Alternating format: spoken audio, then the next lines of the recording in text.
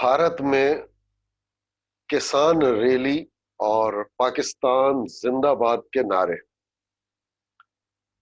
گزشتہ دنوں ایک خبر نظر سے گزری اور اس کی تفصیل معلوم کرنے پر علم ہوا کہ دہلی میں خان مارکیٹ پر یہ پاکستان زندہ باد کے نعرے لگائے گئے، جس کے بعد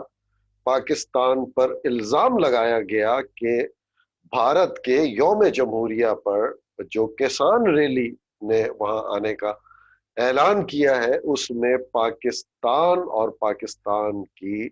خفیہ ایجنسی اس میں کچھ گڑبڑ کرنے کا ارادہ رکھتی ہے۔ صرف ایک نعرہ جو پاکستان زندہ باد کا نوجوانوں نے لگایا، اس کی وجہ یہ تھی کہ خان مارکیٹ دہلی میں جو خان مارکیٹ ہے، اس میں کچھ نوجوانوں نے موٹر سائیکل کرائے پر لے کر اس پر ریس لگائی اور ٹیمیں بنی، جس میں کئی ممالک کے ناموں پر ان ٹیموں کو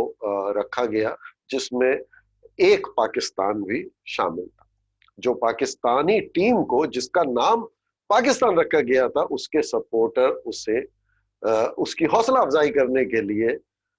اور اس کا جوش اور ولولہ بڑھانے کے لیے پاکستان زندہ باد کے نعرے لگا رہے تھے، جس کو پولیس نے دھاوا بول کر گرفتار کر لیا اور سنا ہے اس پر بغاوت کا، ان خواتین اور جو مرد تھے ان پر بغاوت کا مقدمہ بھی قائم کیا جا رہا ہے۔ جرم پاکستان زندہ باد کا نعرہ۔ آپ کو یاد ہوگا کہ مغل بادشاہ شاہ جہاں کے عرس کے موقع پر محبت کی جو علامت تاج محل سمجھا جاتا ہے، اس میں بھی نوجوانوں نے گھس کر پاکستان زندہ باد کا نعرہ لگایا تھا۔ بھارت کو، بھارتی حکومت کو یہ سوچنا چاہیے کہ پاکستان زندہ باد کے نعرے اب وہاں پر جا بجا کیوں لگ رہے ہیں، اور ہر چیز میں پاکستان کو ملوث کر دینا، پلوامہ کی طرح جو بعد میں سب کھل کے سامنے آ گیا کہ کون ملوث تھا اور کس نے اپنے ہی لوگوں کو مار ڈالا۔ تو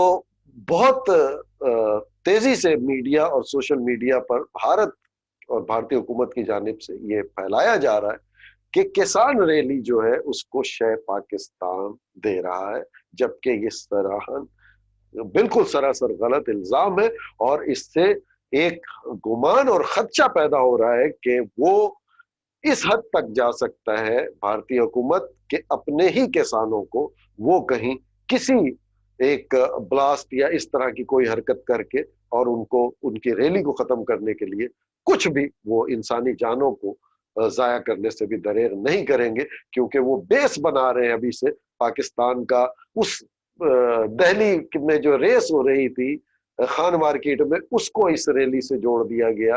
اور یہ ایک بہت بھارتی حکومت کا ایک پرانا وتیرہ ہے، اور اس طرح وہ کر کے اور پھر کوئی نہ کوئی وہ اس طرح اپنے لوگوں کو مار کے اور وہ بیس ایک بنا دیتے ہیں کہ ہم نے پہلے ہی کہا تھا اس میں پاکستان ملوث ہے۔ وہ کہتے ہیں کہ سوشل میڈیا کے ذریعے کاروائی ہو رہی ہے، پاکستان سوشل میڈیا کے ذریعے کاروائی کر رہا ہے۔ اس طرح کی احمقانہ باتیں